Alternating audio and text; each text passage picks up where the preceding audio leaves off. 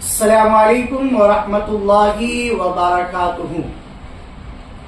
ماہ رمضان شریف کی ابتدا ہو چکی ہے۔ روزے کی نیت کس طرح سے کی جائے گی عربی میں اور اردو میں، اور نیت کا کیا مسئلہ ہے، اس کو آپ ضرور سنیں اور سمجھیں تاکہ ہمارا روزہ صحیح ہو جائے۔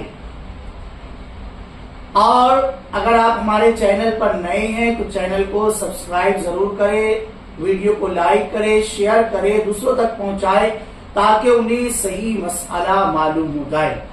آئیے روزے کی نیت کا کیا مطلب ہے اس کو سنتے ہیں۔ جس طرح نماز میں بتایا گیا کہ نیت دل کے ارادے کا نام ہے، زبان سے کہنا شرط نہیں، ضروری نہیں، یہاں بھی وہی مراد ہے، مگر زبان سے کہہ لینا زیادہ بہتر ہے، مستحب ہے، تاکہ زبان اور دل میں موافقت رہے۔ اگر رات میں نیت کرے تو یوں کہیں، الفاظ جو ہیں، نویت ان اصوم غدا للہ تعالی من فرض رمضان ھذا، یعنی میں نے نیت کی اللہ تعالی کے لیے اس رمضان کا فرض روزہ کل رکھوں گا۔ اور عام طور پر مشہور یہ الفاظ ہیں، وَبِصَوْمِ غَدٍ نَوَيْتُ إِنشَاءَ اللَّهُ تعالی، اور دن میں نیت کرے تو یہ کہے، نویت ان اصوم ھذا اليوم للہ تعالی من فرض رمضان ھذا، میں نے نیت کی کہ اللہ تعالی کے لیے آج رمضان کا فرض روزہ رکھوں گا۔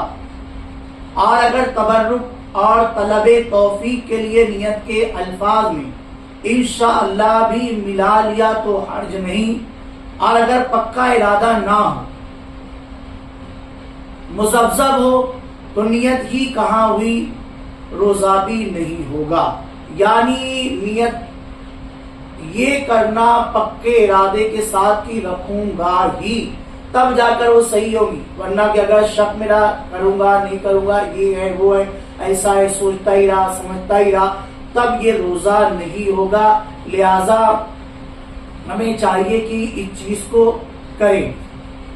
اب یہاں پر ایک بات یہ بھی یاد رکھیں کہ نیت کے بعد کچھ کھا پی لیا تو نیت باقی رہی یا نہیں، بہت اہم سوال ہے، آپ اس کو اچھی سے سمجھیں۔ رات میں نیت کی پھر اس کے بعد رات ہی میں کھا لیا یا کچھ پی لیا تو نیت جاتی نہ رہی، وہی پہلے والی نیت کافی ہے، پھر سے نیت کرنا ضروری نہیں۔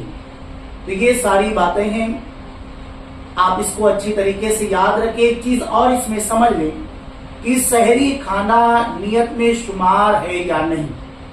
جواب، سحری کھانا بھی نیت ہے، خواہ رمضان کے روزے کے لیے ہو یا کسی اور روزے کے لیے، مگر جب سحری کھاتے وقت یہ ارادہ ہے کہ صبح کو روزہ نہ رکھوں گا تو یہ سحری کھانا نیت نہیں ہوگا۔